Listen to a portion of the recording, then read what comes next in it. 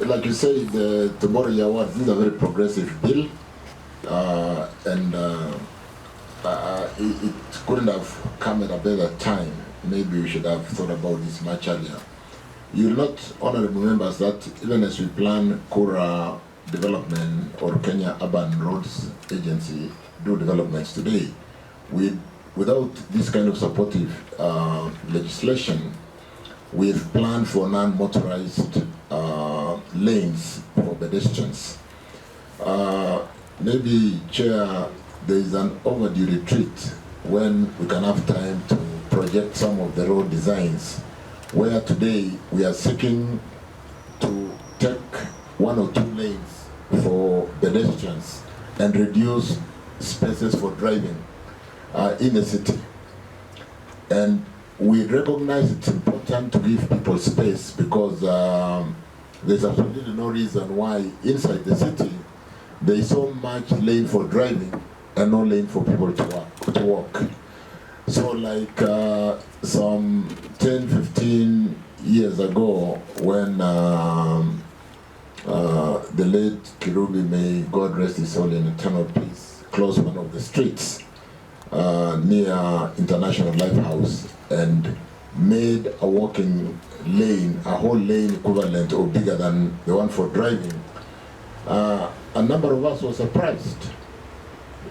That is the time when we really, it's long overdue, and therefore what the legislation is doing is basically enforcing, supporting us. It comes with what has been mentioned. Enforcement comes in so that we are able to do color coding, we're able to do training, and those, it even comes with offenses for those who basically go onto the wrong lane that is meant for pedestrians if somebody choose to drive on it. And then therefore it's very useful bill in terms of enforcement. Very important, Chairman, honorable members, that associated infrastructures into the technical, legal and institutional mandates of existing road agencies, county governments and relevant ministries so that they can effectively play it to ensure that there is sufficient budgetary allocation for implementation of the amendments. Mr. Chair, as I conclude, let me once again say this is long overdue as and support the amendment. Thank you, Chair. Thank you, Cabinet Secretary. Honorable Naisula. And I do appreciate that you do concur and support the amendment. And as you have rightfully said, we actually have majority of Kenyans walking. Cycling, it's only the courageous ones who actually dare to cycle, especially in our cities, because of how our roads are not friendly to them. But a majority of Kenyans actually walk to and from work, and even others walk as part of their exercise. But unfortunately, there is no sufficient provision of walking lanes, cycling lanes. And so I know that the major constraint will be budgetary allocation, but it is important for us as a country to accept and to embrace it, even in this bill, as we work on budgetary allocations, but also to think about it, that even the roads that we are constructing now, we are not factoring the design. Or is it that the design is there, but it's the funds that are not there? You know, I was just giving an example of Wayaki that is being constructed now. And yes, it's just a big highway for the vehicles. We are doing our roads mostly for the vehicles only, which don't make a big percentage of the users of our roads as a country. And as I conclude, I had said that I'm sure most of us are well traveled. We like what we see elsewhere. Why don't we also implement it in our country? And also someone had suggested it's not only just that, but also the signages on our roads. They're not adequate for our road users, and that is something that during the amendments we will see whether we can accommodate that. Thank you, Chairman. We want to ask the member to allow the committee to enrich her from her ideas.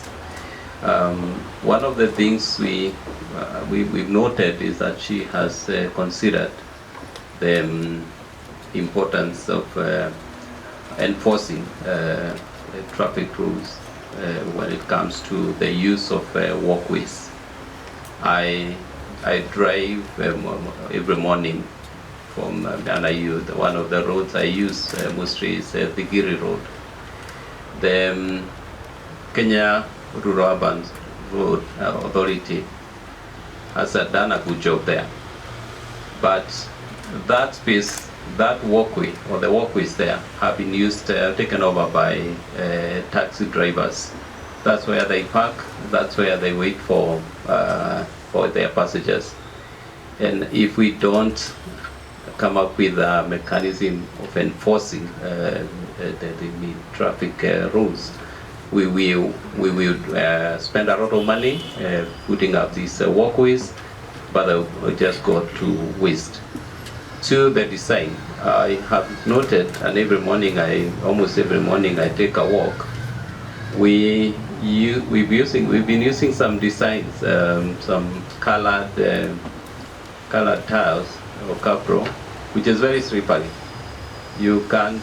I actually always avoid walking on that slippery capro. So we need to have standards. 3, I think we need to have a standard color for different road users, cyclists, pedestrians, and others, so that it's not whichever color the contractor decides to put on our projects, that what works with him. We need to have a standard. You go to the developed world, you go to Europe, there is a standard color for motorists, there is a standard color for cyclists, there is a color for other road users. So it's important that we consider better standards for meeting this very critical need. And I agree with Honorable Naisula. Even the new roads that are being constructed, there is very little effort to consider other road users. There is nothing that stopped or would have stopped us when we were doing the expressway from doing a cyclist lane and a walkway, a pedestrian's lane. Then that road would have taken everyone on board. If I am cycling, must I use the lower deck?